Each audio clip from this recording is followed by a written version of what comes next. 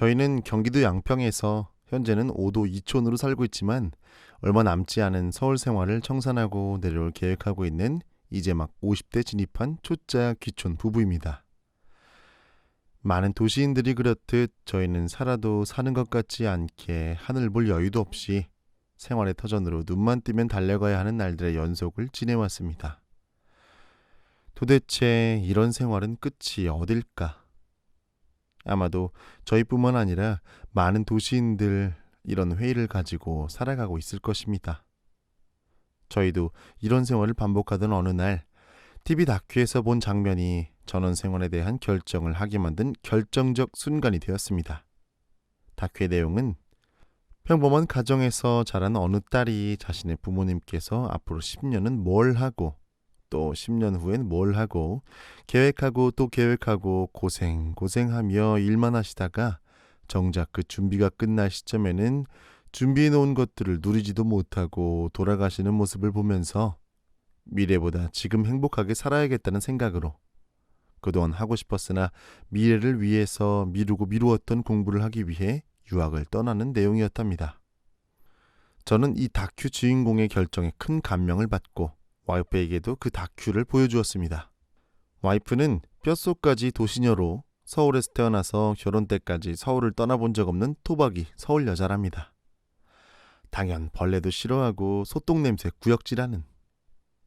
제가 TV 프로그램인 나는 자연인이다를 보면서 나중에 산속 들어가서 살자고 하면 자기는 서울 원룸에서 살겠다며 혼자 가라고 절대 서울을 안 떠나겠다고 했었던 그런 와이프도 제가 보여준 그 다큐를 보고 나에게도 내일이 없을 수도 있겠구나. 지금 하고 싶은 일을 하면서 행복하게 살아야겠다라는 주인공의 말에 공감을 하면서 저거였어. 내가 어느 순간 일하는 기계 같은 생각이 들어서 답답하고 우울했었는데 지금 내가 하고 싶은 말을 주인공이 대신해 주는구나 라는 생각이 들었다고 합니다. 저희 둘은 미래보다는 지금 당장 하고 싶은 일에 대해서 많은 대화를 나누었고 답답한 도시를 떠나고 싶다는 생각에 일치를 보았습니다. 그때부터 우리의 전원 생활을 위한 여행은 시작되었습니다. 대한민국 어디든 좋은 귀촌지가 있다는 데는 다 돌아보며 2년 동안 둘만의 여행을 했습니다. 남해바다 멋진 풍경, 자리산의 한적하고 고요한 자연인 마을 등 그렇게 다니던 중 가장 마음에 들었던 동네가 경남 남해였습니다. 아마도 가보신 분들은 다들 느꼈을 제주도 같은 남도의 느낌. 저도 좋았죠. 와이프는 필이 꽂혀서 당장이라도 이곳에 집을 사자는 분위기. 하지만 아직은 둘째가 고등학생이라 당장은 떠날 수 없는 현실. 만약 주말주택으로 산다면 왕복 8시간을 매주 왔다 갔다 해야 하는데 그것은 너무나 힘들 것 같았습니다. 특히 와이프는 10년 베테랑 장롱면허에 나도 내가 무섭다는 4시간째 직진 중인 초보 운전 실력이라. 그래서 현실을 직시하고 여러 가지 상황을 고려하여 서울에서 가까운 경기도 양평으로 귀촌지를 결정하였답니다. 건축에 대해서 별 지식이 없었던 터라 집 짓기는 엄두도 안 나고 부동산을 통해 신축 전원주택을 알아보기로 했죠. 그렇게 찾아간 첫 번째 집이 내 집이 될 거였는지 보고 마음에 들어서 바로 계약을 했죠. 지금 생각해보니 겁도 없이 그 큰 결정을 너무 쉽게 한 것이 아닌가 싶습니다만 무식하면 용감하다는 말이 딱 맞는 경우였다는 것이죠. 그렇지만 전원주택에 대해서 많은 지식을 가지고 있었다면 아직도 집만 보러 다니고 있지 않았을까 하는 생각도 해봅니다.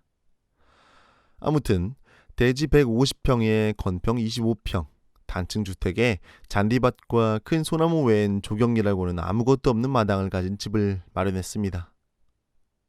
와이프는 이 집과 마당을 어떻게 꾸며야 할지 그때부터 정보 수집에 들어갔죠. 유명한 정원, 블로그, 이름 모를 나무와 꽃들, 텃밭을 어디에 만들고 거기에 무엇을 키울지 등등.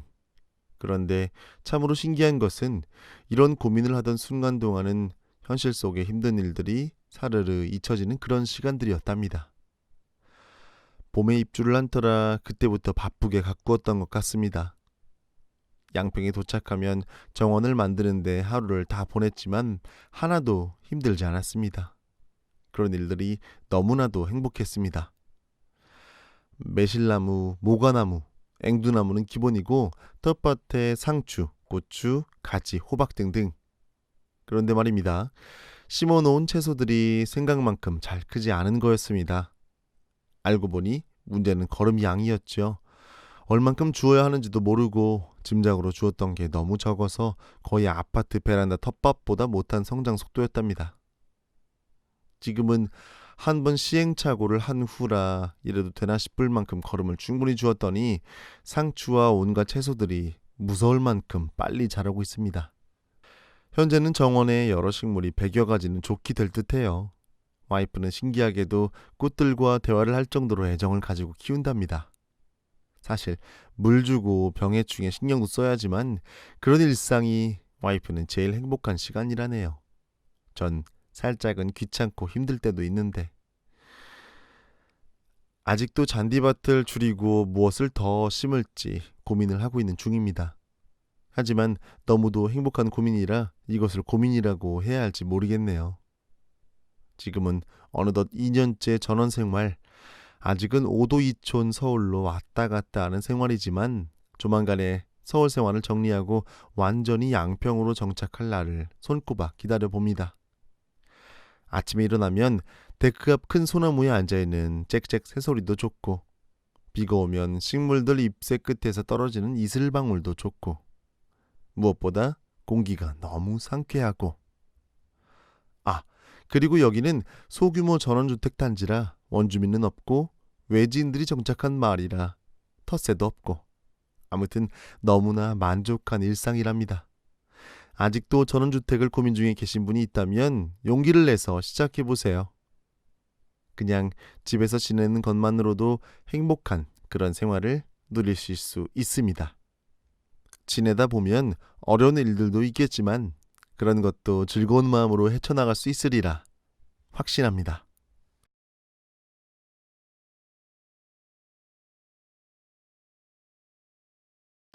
하고 싶다라기보다는 일단 성공이라는 건 끝이 없으니까 그 선에서 내가 노후에는 이 정도까지만 해도 살 수 있겠다라는 점까지만 가면 굳이 서울에 살 필요 없겠다 라는 게 더 컸죠. 그러면 이제 아까 말씀드린 것처럼 뭐 안 벌고 안 쓰기 식으로 가면 좀 더 마음이라도 편하게 살 수 있는 거죠. 그러니까 서울에는 아무래도 벌기 위해서는 좀 더 좋아도 좋고 싫어도 좋은 척 뭐 그런 것들이 많잖아요. 적대적인 그런 생활들이 너무 힘드니까 대신에 마음이라도 편하게 살려면 그만큼의 어떤 덜 벌더라도 좀 마음이 편하게 살 수 있는 그런 것들이 오히려 행복한 생활에 더 가까울 수 있겠다라는 그런 것 때문에 일단 빨리 은퇴할 수 있는 여건을 만들어서 준비를 해가자. 그게 컸던 것 같아요. 다람쥐 쳇바퀴 돌듯이 도시에서는 생활을 하잖아요. 아침에 일어나면 밥 먹고 가게 가서 일하고 또 새벽에 와서 또 밥 먹고 또 자고 그 생활이 너무너무 싫었어요. 내가 일하는 기계 같았어요. 네, 그러니까 근데 그게 너무 힘들었어요. 그거를 빨리 근데 지금은 사실 집사람도 이 집이 아니었으면 아마 우울증 때문에 아마 어떻게 됐을지도 모른다는 생각을 해요. 얘기를 해요. 그만큼 일주일에 한 이틀은 여기 와서 또 그나마 자기가 좋아하는 정원 꾸미고 하는 것도 거기에 있던 생활들을 다 잊어버리고 할 수 있는 거니까 너무 좋은 거죠. 그게 큰 행복이라면 행복이라고 할 수 있을 것 같아요. 그나마도 힘듦을 견딜 수 있는. 그러게요. 일단 뭐 친구 아주 친한 친구 외에는 얘기도 아직 안 했어요. 네. 완전 내려오면 얘기하려고. 네. 가족들은 가족들은 물론 아는데 뭐 장난인 줄 알았죠, 맨 처음에. 그렇죠. 저희 형한테도 뭐 얘기를 하면 형도 와야지. 그렇긴 한데 글쎄 뭐 그런 반응들. 와서 이제 뭐 부러워는 하는데 선뜻 못 내려오고 애들은 엄마 아빠 하고 싶은 거 하고 살아가고. 아이들은 어차피 계속적으로 그런 얘기를 했으니까 산 거에 대해서 뭐 그렇게 이런 반응은 아니었는데 어차피 그 전부터 다 이제 준비를 해가는 거구나 하는 걸 보니까 그렇긴 한데 이제 가족들은 뭐 그렇게 큰 적은 없는데 친구 중에 이제 올 친구는 샀냐? 뭐 그런. 근데 여기서 뭐 먹고 살려고 뭐 그런 얘기를 하고. 제 친구 신랑은 제 친구한테 그랬대요. 야, 내년 있다 올라올 거야. 걱정하지 마.